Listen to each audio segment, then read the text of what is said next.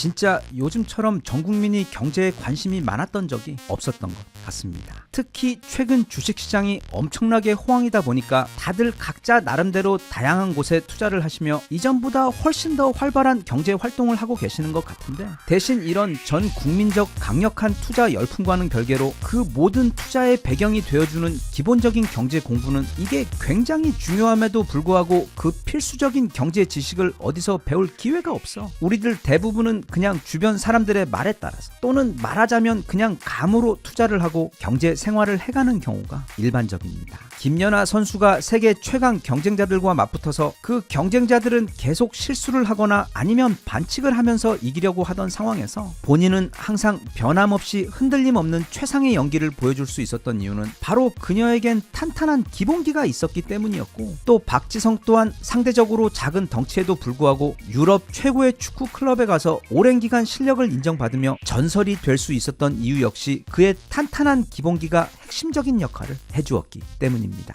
마찬가지로 요즘 유행하는 투자나 앞으로의 경제 생활 역시 지금 어떤 주식이 크게 오르고 있고 또 부동산 시장 상황이 어떤지 등 그런 최신 뉴스들을 지표로 삼는 것도 중요하긴 하지만, 무엇보다 탄탄한 기본 경제 지식을 어느 정도 공부해서 우리가 뉴스나 유튜브에서 접하게 되는 다양한 경제 소식들을 입체적으로 독해할 수 있는 능력을 갖추는 것이 무엇보다 필요하고 중요합니다. 그래서 앞서도 말했듯 이런 기본적인 경제 지식을 쉽고 빠르게 습득하는 것이 쉽지 않고 또 그런 방법도 많지 않은데, 여기 소개하는 책은 그 역할을 아주 충실하게 해주는 매우 고마운 책입니다. 이 책이 처음 나온 게 무려 1998년이고 지난 28년 동안 매년 나오며 빠르게 변하는 시대에 맞춰 그 사이 무려 18번이나 고쳤으며, 탄탄한 기본 경제 지식 이야기에 가장 최신 경제 뉴스들을 예로 들어가며 그게 실제로 무슨 말이고 어떻게 이해하면 되는지에 대해 매우 친절하고 자세하게 설명해주고 있는, 어쩌면 가장 쉽게 경제의 기본기와 최신 경제 뉴스 독해 능력을 기를 수 있는 훌륭한 책입니다. 책에서는 기본적으로 일단 경제란 무엇인지에 대해 자세하고 알기 쉽게 설명을 한 다음, 이어서 예를 들어 한 국가나 사회에서 경제가 성장한다는 건 또는 쇠퇴하고 있다는 건 그게 실물 경제와 금융 경제 차원에서 정확히 무슨 뜻인지, 아니면 경기 흐름이라는 건 무엇을 말하는 것이며 금리는 또 언제 왜 오르며 그렇게 금리가 오르고 나면 경제에 어떤 영향, 그리고 내게 어떤 영향이 있는지에 대한 이야기들, 그 외 인플레이션과 디플레이션, 그리고 스태그플레이션과 같은 기본적인 경제 용어들의 의미와 또 출렁이는 경제를 관리하기 위해 정부가 사용하는 다양한 재정 정책과 통화 정책에 대해 정말 알기 쉽게 설명해 주어 우리가 뉴스에서 그것과 관련된 소식을 들었을 때 그것이 나에게 어떤 의미로 다가오는지 바로 이해될 수 있도록 우리가 보통 대학교에서 경제학을 전공해야만 배울 수 있는 경제학 공부의 핵심 열매들만 잘 정리해서 설명해주고 있습니다.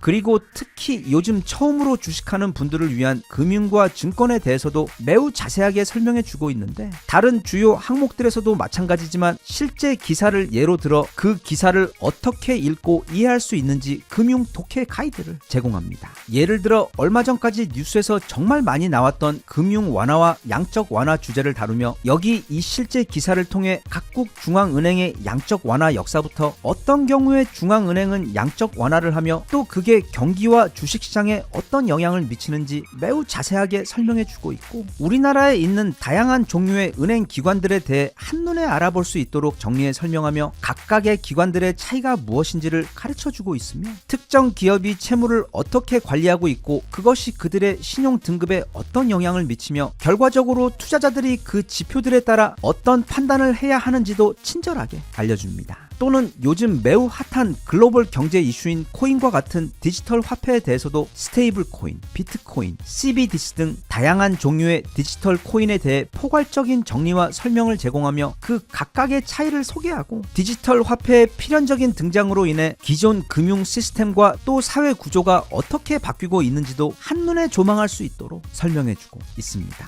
그 외 가장 중요하게 요즘 정말 불붙은 듯 폭등하고 있는 우리나라의 대표 주식들에 대해서 대해서도 소개하며 일단 각각의 주식 시세표를 보는 기본적인 방법, 그러니까 현재가, 전일 대비, 등락률, 시가, 고가, 저가, 그리고 거래량 등 주식 시세표 안에 있는 다양한 항목들이 무엇을 뜻하고 어떻게 읽고 나의 투자에 참고를 해야 하는지, 말하자면 초보 주식 기본기에 해당하는 유용한 지식들을 빼놓지 않고 소개하고 있어 우리나라에서 주식 투자를 하는 데 있어 탄탄한 기본기를 챙겨주는 동시에 또 어째서 우리가 다우지수나 나스닥 또는 S&P 500 같은 해외 지수들도 빼놓지 말고 챙겨야 하는지, 그 이유와 어떻게 그 지수들을 독해할 수 있는지 또한 매우 자세하게 다루고 있습니다. 이 책은 솔직히 아주 읽기 쉬운 책은 아닙니다. 그런데 그도 그럴 것이 이 책에는 금융과 주식 그리고 부동산 외 국내외 거시 및 미시 경제 관련, 사실상 경제 관련 모든 주제들을 총망라에 압축해 놓은 책이기 때문에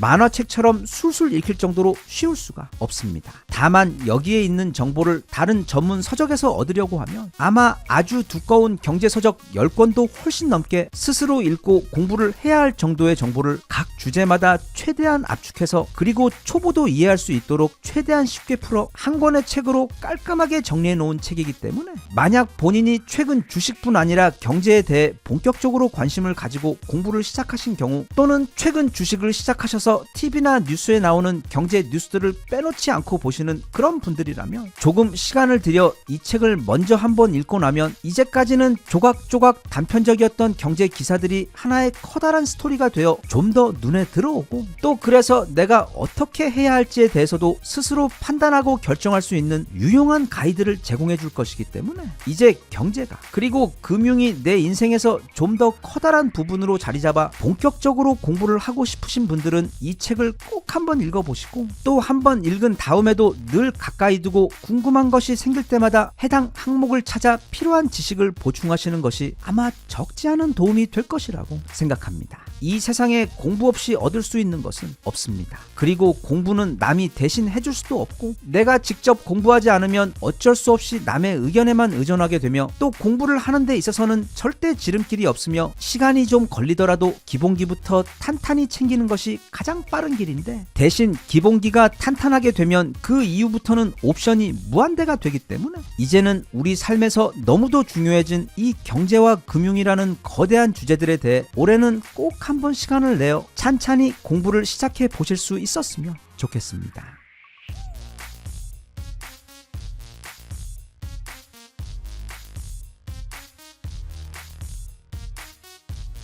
Even if you tried, you wouldn't understand it. Maybe something's missing inside of you. Just a bit of sugar to that horrid bitter. Maybe you taste different.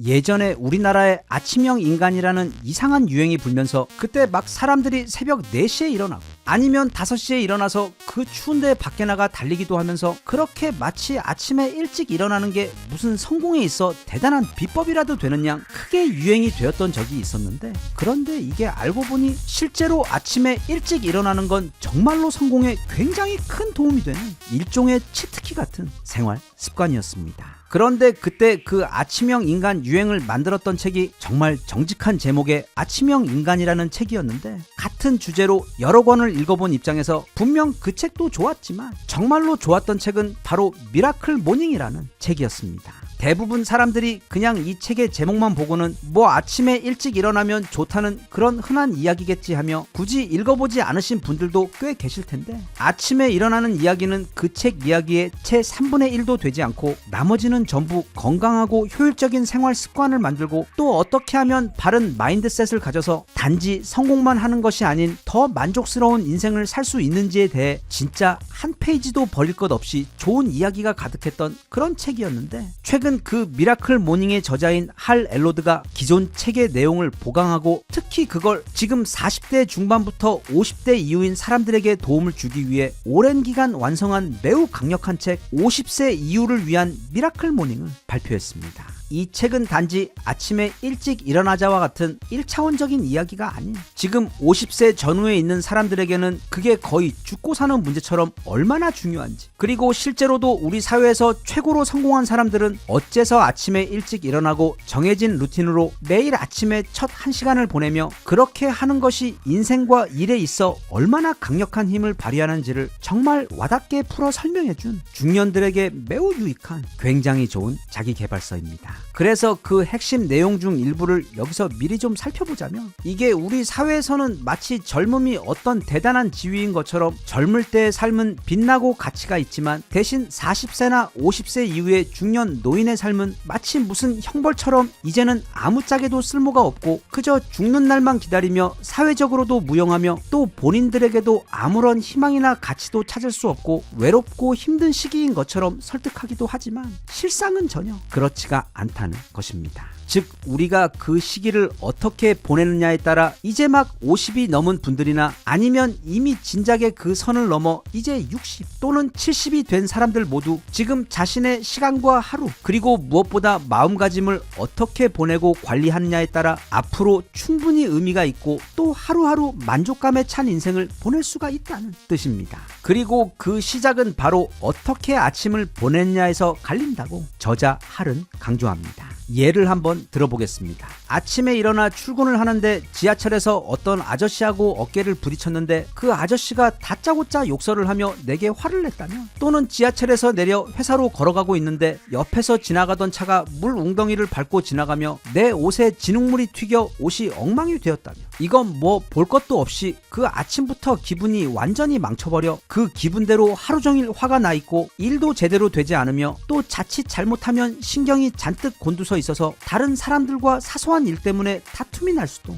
있을 것입니다. 그리고 그 반대로 만약 아침에 출근을 하는데 아주 기분 좋은 일이 있었다면 아무래도 그 나머지 하루 역시 계속 그 기분대로 좋게 흘러갈 확률이 매우 높습니다. 즉, 이 말인즉슨 사람을 처음 만날 때 주는 그 첫 인상이 생각보다 훨씬 더 강력한 힘을 발휘하는 것처럼, 나의 첫 시작인 나의 아침이 내게 가장 유리하고 도움이 되며 또 나의 정신이 가장 건강한 상태로 하루를 시작할 수 있도록 내가 의도적으로 설계하고 살아가는 것이 그 하루를 넘어 인생을 성공적으로 살아가는데 핵심 중의 핵심이라는 뜻입니다. 이게 제목이 미라클 모닝이라고 해서 막 새벽 4시처럼 기적적으로 일찍 일어나야 된다는 게 아닙니다. 7시에 일어나도 되고 시간 여유가 되는 사람은 8시 또는 9시에 일어나도 상관없습니다. 중요한 건 그래서 내가 아침에 일어나서 그 첫 5분 동안 또는 그 첫 1시간 동안 무엇을 하느냐는 게 핵심입니다. 아무런 루틴이 없어 밤새 인터넷 서핑하다가 늦잠 자서 아침에 알람 시계 몇 번이나 스누즈 누르다가 늦게 일어나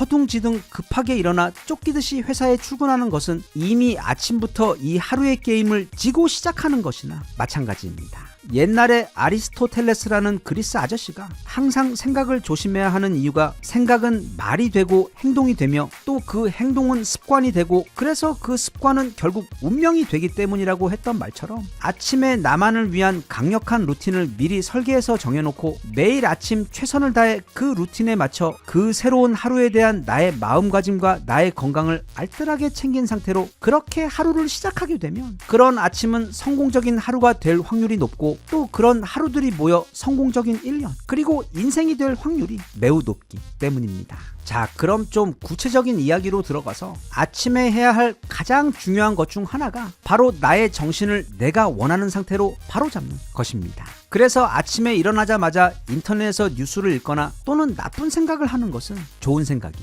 아닙니다. 내 아침 정신을 정말 적극적으로 보호해야 합니다. 그래서 그 대신 잠에서 깨서 일어나자마자 가장 좋은 것은 일단 미지근한 물을 꼭 한 잔 먼저 마셔주고 그 다음에는 아침에 그 고요한 분위기를 깨지 않는 상태에서 최대한 이용해 아주 짧게라도 그 하루에 대해 또는 나의 목표에 대해 명상을 하는 것입니다.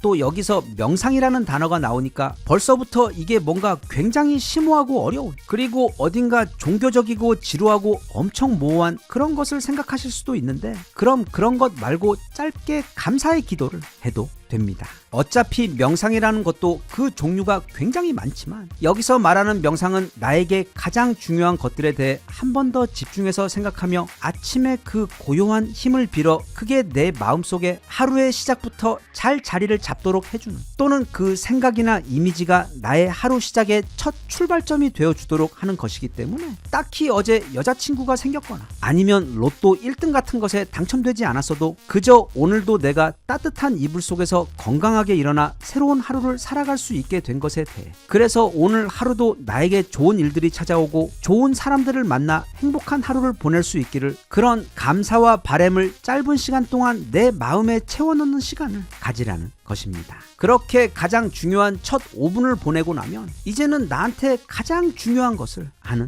것입니다. 지금 내가 건강이 좋지 않아서 운동을 해야 하는 사람은 10분이든 20분이든 짧게 운동을 하고, 내가 만약 글을 쓰는 작가라면 아침에 그 좋은 기분과 고요함 속에 쌓여 1시간 또는 2시간 따뜻한 커피를 마시며 글을 쓸 수도 있고, 아니면 지금 1시가 급한 굉장히 바쁜 투자자라면 그 첫 1시간 동안 투자 업무 관련 가장 중요한 일들을 모아 집중해서 처리하라는 뜻인데, 그렇게 아침에 가장 중요한 일들을 하라는 이유는 이걸 해보신 분들은 잘 아시겠지만 아침에 1시간은 저녁에 4시간, 5시간과도 맞먹는 엄청나게 압축된 집중력과 무엇보다 머리가 굉장히 맑기 때문에 일이 엄청 잘 됩니다. 그래서 아침에 내게 가장 중요한 일을 몰아서 하라고 하는 것입니다. 그리고 이 책에서는 감정 최적화 훈련에 대해서도 가르쳐 주고 있는데, 예를 들면 바닥이나 의자에 잠시 앉아 감사기도 또는 명상을 한 다음 1시간 동안 자신에게 가장 중요한 일을 한 다음에 이제 출근 준비를 해야 하는 시간이 오면 그때 잠시 다시 또 자신의 마음으로 들어가 오늘 나의 하루가 어땠으면 좋겠다는 그 최적의 감정 상태를 선택한 다음 그 감정을 잠시 상상하며 느껴보는 것입니다. 세상은 우리 마음의 거울이라고, 그렇게 하면 실제로 그 하루도 그런 우리의 마음처럼 흘러갈 확률이 매우 높기 때문입니다. 그리고 가급적이면 아침은 조용히 보내는 것이 좋습니다. 침묵을 오래 유지할 수 있으면 더더욱 좋은데, 그렇게 하는 이유는 그래야만 우리의 정신이 외부가 아닌 계속해서 최대한 오랫동안 우리의 내면을 향해 있을 수 있기 때문이며, 또 우리는 루틴을 통해 우리가 보고 경험하게 될 그 내면을 현명하게 설계할 것이기 때문에 가급적이면 아침에 일어나자마자 뉴스를 켜고 세상의 어지럽고 시끄러운 소식에 정신을 빼앗기거나 또는 바로 이메일을 열어보고 일을 시작하기보다는 앞서도 말했듯 최대한 아침 시간 동안 어떤 생각이 내게 들어오는지를 관리해서 나의 정신 상태를 보호하고 또 고요함을 유지하여, 그래서 우리의 마음이 최대한 차분하고 고요하며 긍정적이고 건설적인, 그리고 무엇보다 내게 도움이 되는 그런 상태로 오래 유지될 수 있도록 해주는 게 핵심입니다. 사실 이 책에서는 지금 앞에 말한 것들에 대해 굉장히 자세하게, 그리고 명상을 하는 여러 가지 방법 등 정말로 유용한 이야기들이 아주 많은데, 마지막으로 딱 한 가지만 더 소개를 하자면 그건 바로 꼭 운동을 하라는 점입니다. 우리는 나이가 들기 때문에 몸이 나빠지는 게 아니라 나이가 들며 운동을 멈추기 때문에 몸이 나빠지고, 또 몸이 힘드니까 더 운동을 하지 않게 되면서 더욱 몸이 나빠지는 악순환에 빠지게 되는 겁니다. 요즘에는 나이에서 17살을 빼고 계산하라고도 합니다. 그러니까 지금 본인이 50살이시면 옛날에 비하자면 대략 33살 정도 되는 것입니다. 대신 이런 이야기는 우리끼리 여기서만 해야지 젊은 친구들 있는 데서 하셨다가는 좋은 소리 못 들을 수도 있기 때문에 그냥 그렇게 요즘 중년들은 그 몸 상태나 마음가짐, 그리고 기대 수명으로 볼 때 예전보다 훨씬 더 젊다는 것은 객관적인, 그리고 과학적인 팩트이기 때문에 지금 자신이 50대 초반이라고 아니면 벌써 60이 넘었다고 절대로 미리 포기하지 말고 하루 10분이나 15분씩이라도 꾸준하게 운동을 하면 단 몇 개월 만에라도 벌써 내가 보는 나와 그리고 남들이 보는 나 모두 몰라보게 젊고 건강해지는 것은 물론이고, 그런 변화를 직접 경험하면서 내게 자신감까지 생겨 마음까지 함께 젊어질 수가 있기 때문에 우리 인생은 끝날 때까지 절대 끝난 게 아니며, 포기는 김장할 때나 쓰는 말이기 때문에 절대로 내 건강도, 그리고 내게 남은 내 인생에서 어떤 행복하고 설레는 일들이 나를 기다리고 있을지에 대해서도 절대로 포기하지 마시고 마음을 항상 젊게, 그리고 긍정적이고 선하게 유지하면서 이걸 아예 숙제라고 생각하고 일부러 시간을 내서라도 최대한 많이 걷고 움직이고 조금이라도 매일 운동을 함으로써 어쩌면 지금까지 살아온 날들보다 더 행복하고 기쁜 날들이 많을지도 모를 우리의 남은 인생을 위기를 위해 자신을 지혜롭게 잘 관리할 수 있었으면 좋겠습니다.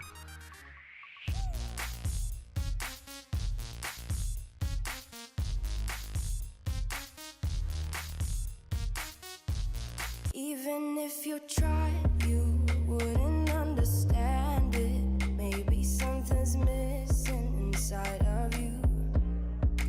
Just a bit of sugar to that horrid bitter. Maybe you taste different.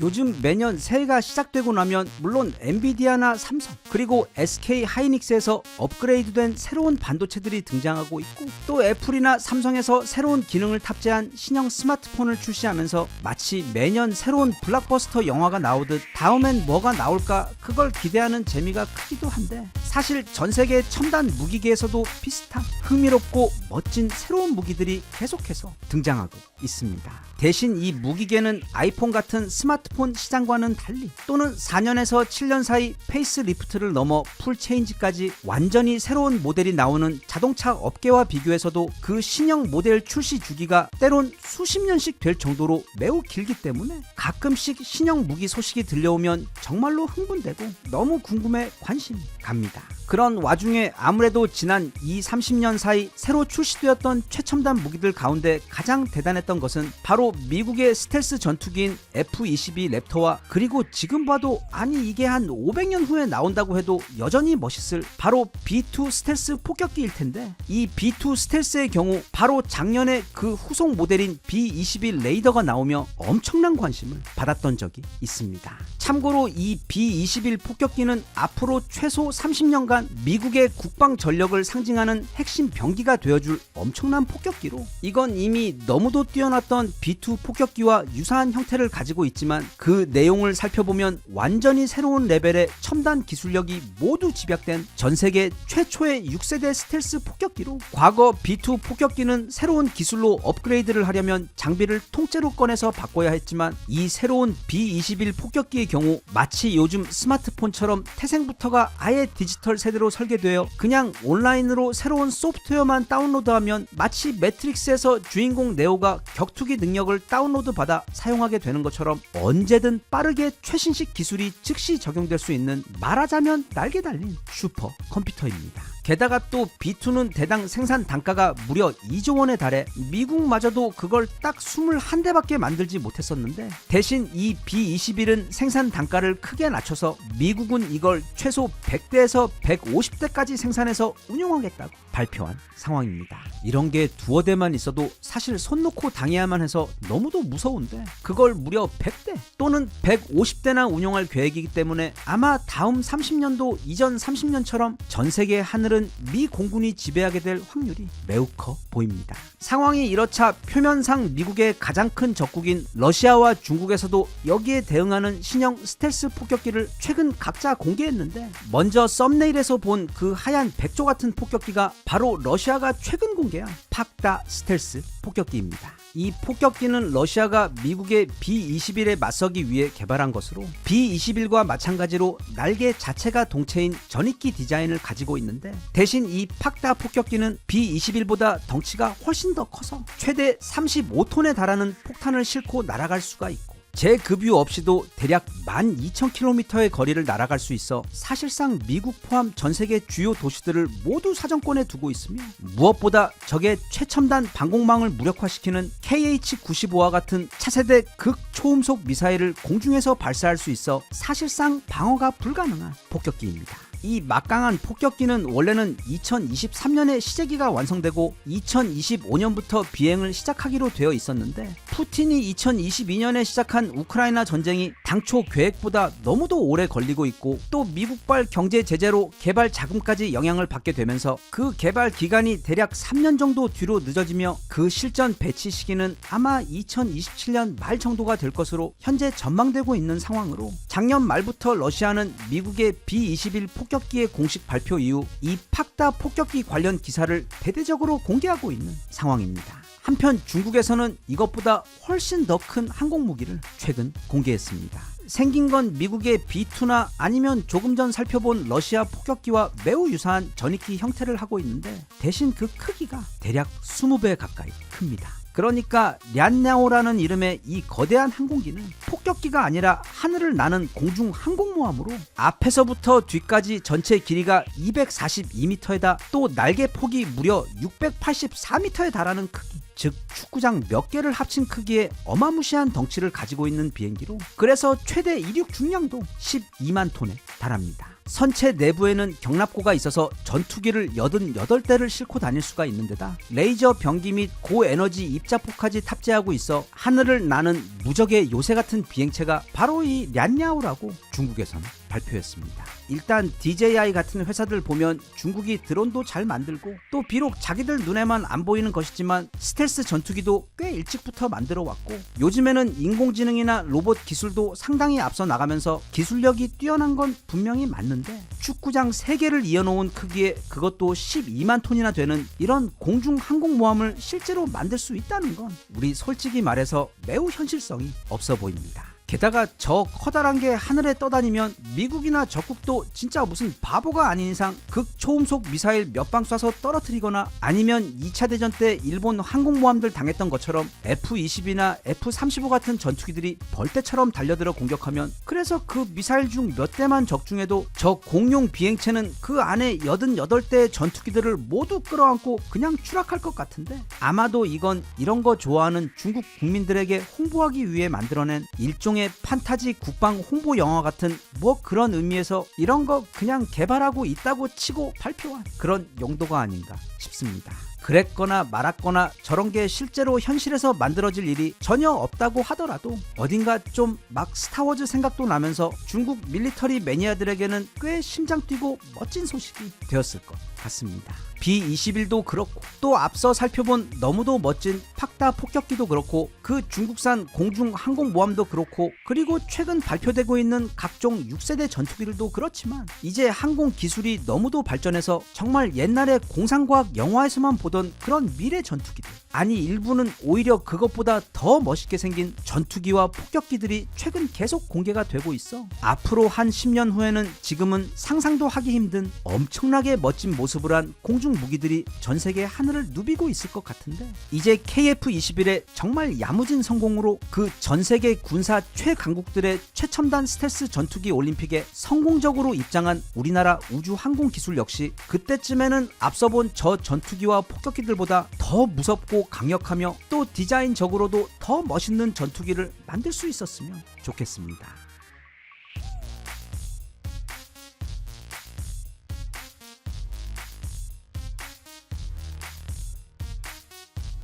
Even if you tried, you wouldn't understand it. Maybe something's missing inside of you. Just a bit of sugar to that horrid bitter. Maybe you taste different. 노벨 경제학상 수상자인 데니얼 카너먼은 지난 2010년 돈과 행복의 상관관계를 꾸준하게 연구한 결과 매우 흥미로운 연구 결과를 발표했습니다. 그러니까 미국 기준으로 볼 때 연수익이 2만 달러에서 3만 달러로 많아지면 그 만족도와 행복도가 엄청나게 늘어났고 또 3만 달러에서 4만 달러로 그리고 5만 달러에서 6만 달러로 높아지면서도 만족도와 행복도 모두 늘어났지만 매우 신기하게도 연수익이 7만 5천 달러가 넘어가게 되자 더 많은 돈을 버는 것으로부터 얻어지던 행복도의 증가가 수익이 높아질수록 눈에 띄게 줄어들었는데 그러니까 연 20만 달러를 버는 사람과 30만 달러를 버는 사람 사이에서 그리고 100만 달러와 500만 달러를 버는 사람들 사이에서도 그 행복도에 있어 차이가 거의 없었을 정도로 이 돈에 있어서도 우리가 보통 대학교 경제 수업 첫 학기 때 배우는 그 한계 효용 체감의 법칙이 뚜렷하게 나타나는 것을 보여주었습니다. 돈이 많으면 좋다는 건 초등학생도 아는 아주 당연한 이야기입니다. 그런데 여기서 함정은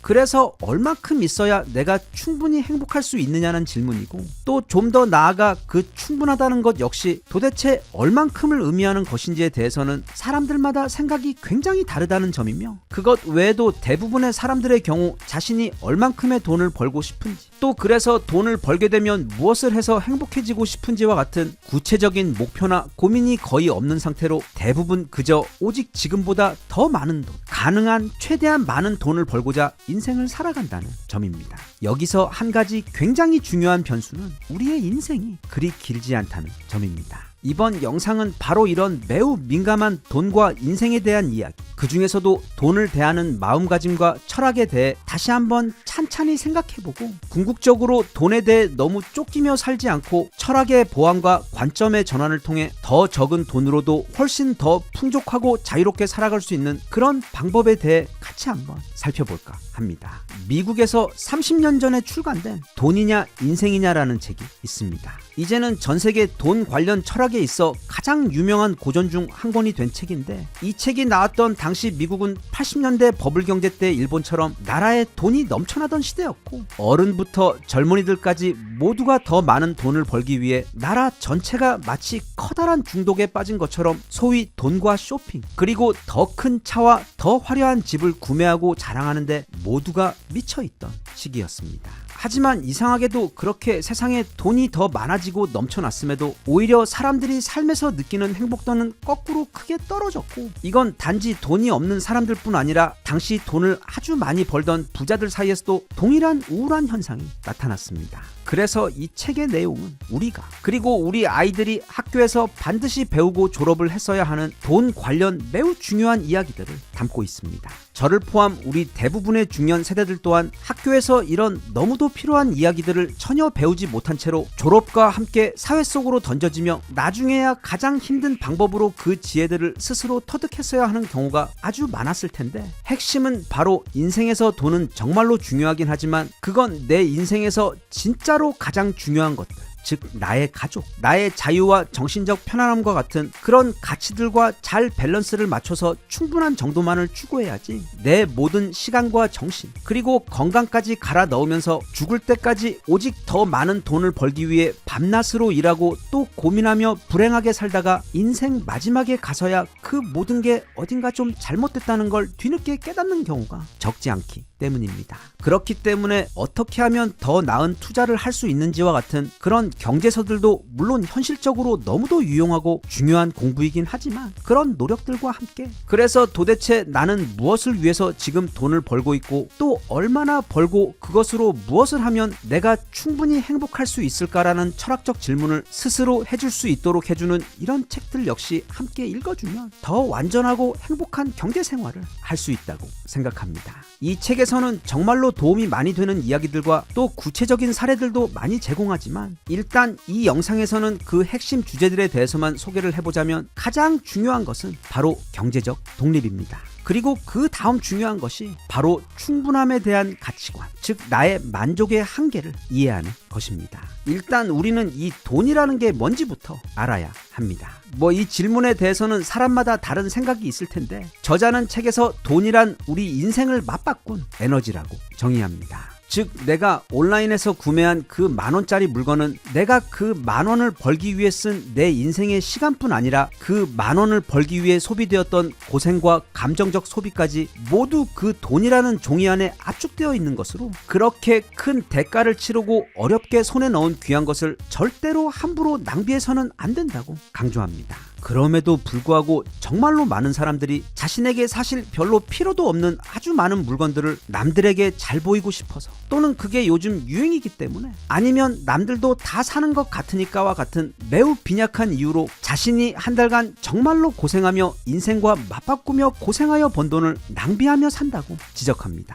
그래서 그는 자발적 소박함을 추천합니다. 즉 더 경제적으로 더 풍요로운 삶을 살기 위해 추가로 부업을 시작해 통장 잔고를 늘리는 것이 아닌 지금 세고 있는 돈을 현명하게 관리해서 내 인생 그 생명 에너지의 주권을 되찾는 것이라고 설명하며 그 방법으로 소박한 삶을 추천하는 것입니다. 그리고 그렇게 하기 위해서 책에서는 9가지 구체적인 방법을 제안하고 있는데 요약하자면 지금까지 내가 어떻게 소비를 해왔고 과연 그 소비들이 내 행복에 정말로 도움이 되었는지를 스스로 진지하게 생각해보는 시간을 가진 다음 이후부터는 보다 의식 있는 소비를 하면서 즉 그 소비가 정말로 나의 행복에 건강한 도움이 되고 있는가를 생각을 해가면서 돈을 써서 결과적으로 낭비되는 돈은 줄이고 또 각각의 소비로부터 얻어지는 만족도와 행복도는 높이는 의식이 있는 새로운 소비 방식을 제안하는 것입니다. 이 책에서 다루고 있는 또 한 가지 중요한 주제는 바로 도대체 얼만큼이면 충분하냐는 질문입니다.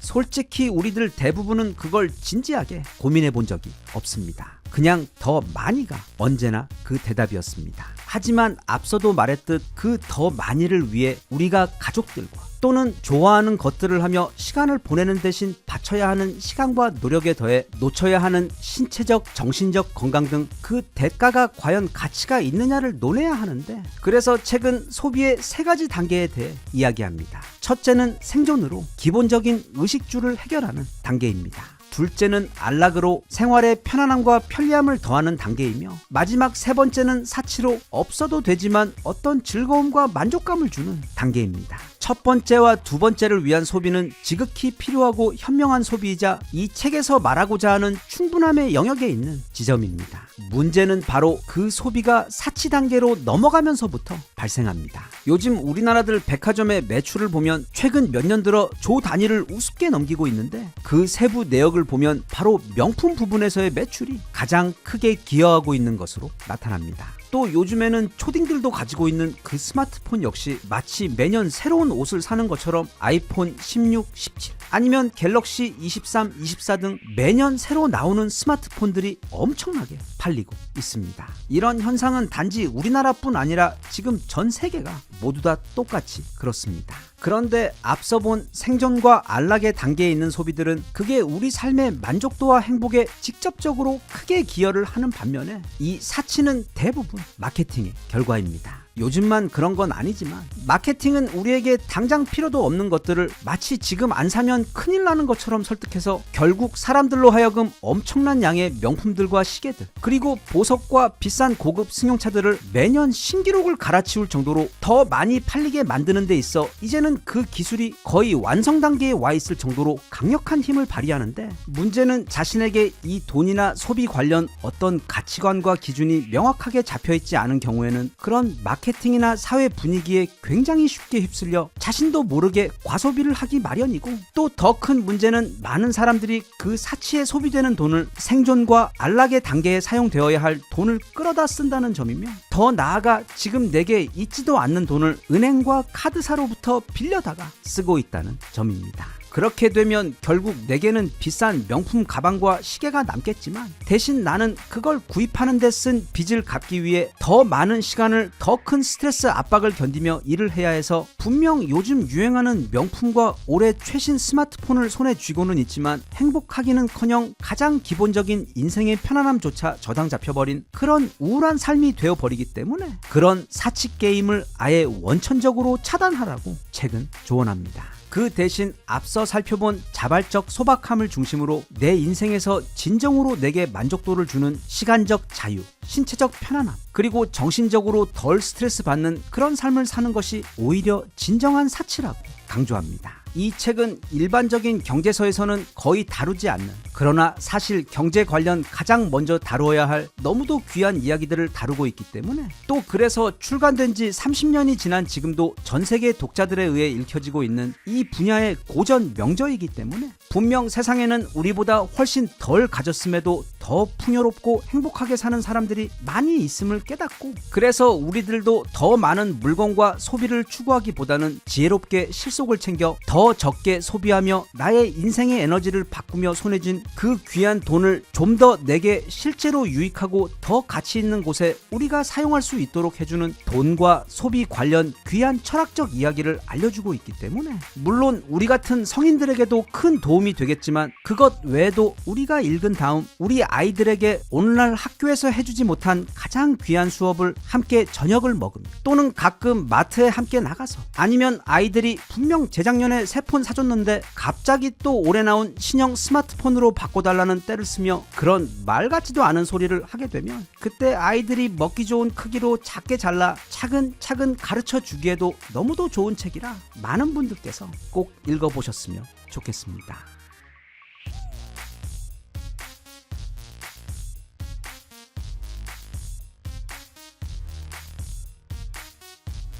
Even if you tried, you wouldn't understand it. Maybe something's missing inside of you.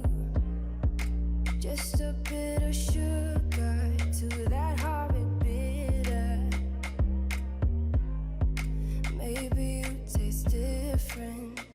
정말 요즘 우리나라에 뭔가 엄청난 기운이 들어온 게 확실한 것 같습니다. 불과 작년에 우리 국립중앙박물관이 5위에 오른 것을 축하하며 영상을 올렸고 또 몇 개월 있다가 이제 4위가 되었다는 믿기 힘든 소식도 영상으로 만들어 올렸었는데 2026년 1월 기준 이제 우리 국립중앙박물관은 프랑스 루브르와 바티칸 박물관에 이어 전 세계 박물관 3위까지 올라서 버렸습니다. 유물이라는 것은 객관적인 점수를 매길 수가 없는 것이고 또 어느 박물관이 단지 더 많은 유물을 전시하고 있다고 해서 그렇게 기계적으로 점수를 매길 수가 없기 때문에 보통 이런 경우 해당 국가의 박물관을 방문한 방문객의 숫자로 순위를 매깁니다. 그래서 작년 12월 31일까지 집계된 것이 프랑스 루브르가 약 873만 명, 바티칸 박물관이 약 682만 명으로 각각 1위와 2위를 했고 우리 국립중앙박물관이 바티칸에 고작 30만 명 모자른 650만 명을 기록하며 3위를 한 것입니다. 보통 사람들이 외국에 여행을 가게 되면 물론 그것에 유명한 휴양지나 해변 같은 데를 가기도 하지만 대부분 박물관을 한 번쯤은 들리곤 합니다. 다시 말하면 관광객이 많은 나라는 그만큼 박물관 방문객 수가 보장되는 상황으로 그렇게 보면 프랑스는 언제나 전 세계 관광객 수 부동의 1위 국가이고 이탈리아 또한 3위에서 5위 사이를 왔다 갔다 하는 관광 대국입니다.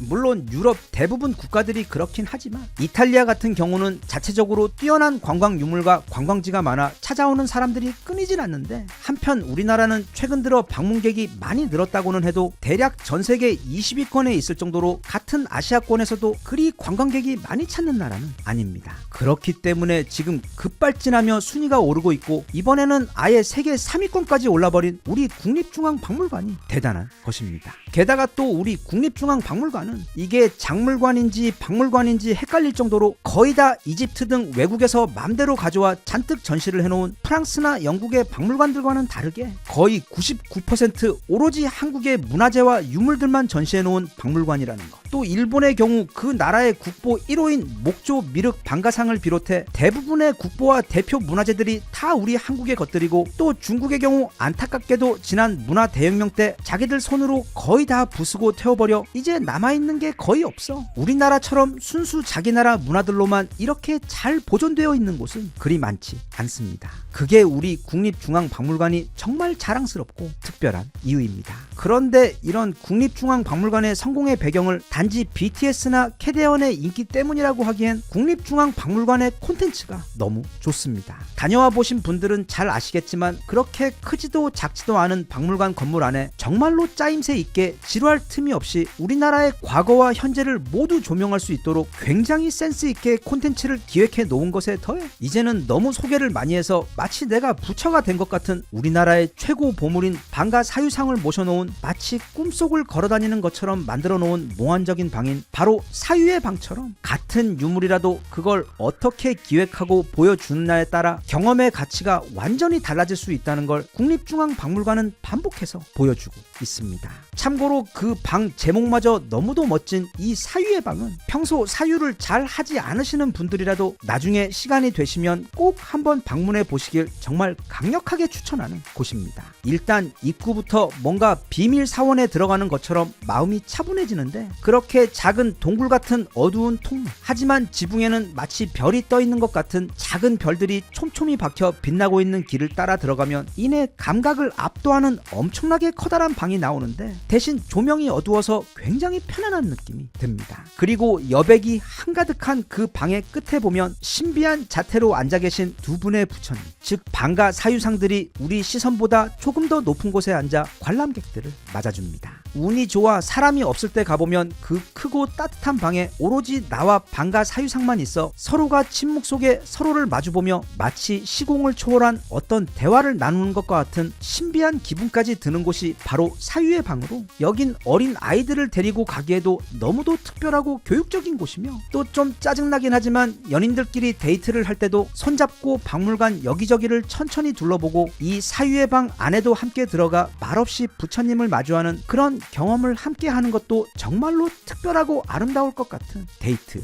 명소입니다. 그리고 가장 최근에 다녀온, 아마 지금도 하고 있는 것으로 알고 있는 이순신 장군 특별전 또한 그런 센스 있는 기획에서 탄생한 최고로 멋진 기획전입니다. 우리나라 사람들 가운데 이순신 장군님을 모르는 사람은 없을 것이고, 또 그를 존경하고 사랑하지 않는 사람 또한 없을 것이지만, 반면 우리는 이순신 장군님에 대해 그렇게 잘 알지 못합니다. 원래는 진짜 이순신 장군님만을 위한 상암 경기장만한 초대형 박물관이 있어야 하는데도, 어쨌든 그 흔한 기획전도 찾아보기 어려웠던 상황에서 이번에 국립중앙박물관에서 완전 작정하고 제대로 된 이순신 장군 기획전을 마치 커다란 선물처럼 오픈해 주었는데, 지난 영상에서도 소개를 하긴 했지만 이 기획전은 1부부터 4부로 나뉘어서 임진왜란 발발 때부터 시작해 노량대첩이 끝난 시점까지 마치 한 편의 입체 다큐멘터리를 그 안으로 들어가 걸어서 보는 것처럼 짜임새 있게 아주 잘 구성해 놓았습니다. 그때 우리 군이나 왜군, 그리고 당나라군이 사용했던 각종 무기, 실물들과 당시 전투를 묘사해 놓은 매우 귀한 그림들도 굉장히 많이 볼 수 있고, 무엇보다 난중일기 친필본은 물론이고 전쟁 중 이순신 장군이 쓰신 장계와 편지들, 그리고 런조가 이순신 장군께 미안하다며 다시 사령관 자리를 맡아 왜군 좀 쫓아내 달라고 사정하는 뻔뻔한 편지까지, 모든 게 다 실물로 바로 코앞에서 볼 수가 있고, 여기 보이는 것과 같은 무려 2m에 달하는 이순신 장군님의 칼도 직접 구경할 수 있는데, 특히 이 칼은 그 길이만 197cm가 되어 직접 보면 엄청나게 포스가 대단합니다. 그리고 그 외에도 이번 전시회에서는 총 369점에 달하는 엄청난 양의 다양한 유물들과, 그 중에는 국가 지정 보물만 43점에다가 또 이순신 종가에서 내어주신 유물 34점 등 이순신 장군님 관련 너무도 귀한 유물들을 한자리에서 접할 수가 있어서 마치 이순신 장군님이 바로 얼마 전까지 살아 계시던 사람인 것 같은 착각이 들 정도로 그에 대해 입체적으로 배우고 느낄 수 있는 정말로 귀한 기회이기 때문에, 이 이순신 장군 특별 기획전이 언제까지인지는 잘 모르겠는데 마감되기 전에 꼭 가셔서 앞서 소개한 사유의 방과 함께 이번 국립중앙박물관 세계 3위 달성을 기념하는 의미에서 이제 날씨도 좀 풀리고 봄 기운이 나며 나들이를 생각하실 때 아이들 손잡고 또는 연인과 함께 세계의 자랑인 우리 국립중앙박물관을 한번 방문해 보시는 것도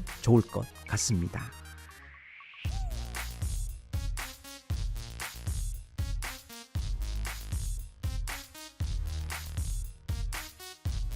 Even if you tried, you wouldn't understand it. Maybe something's missing inside of you.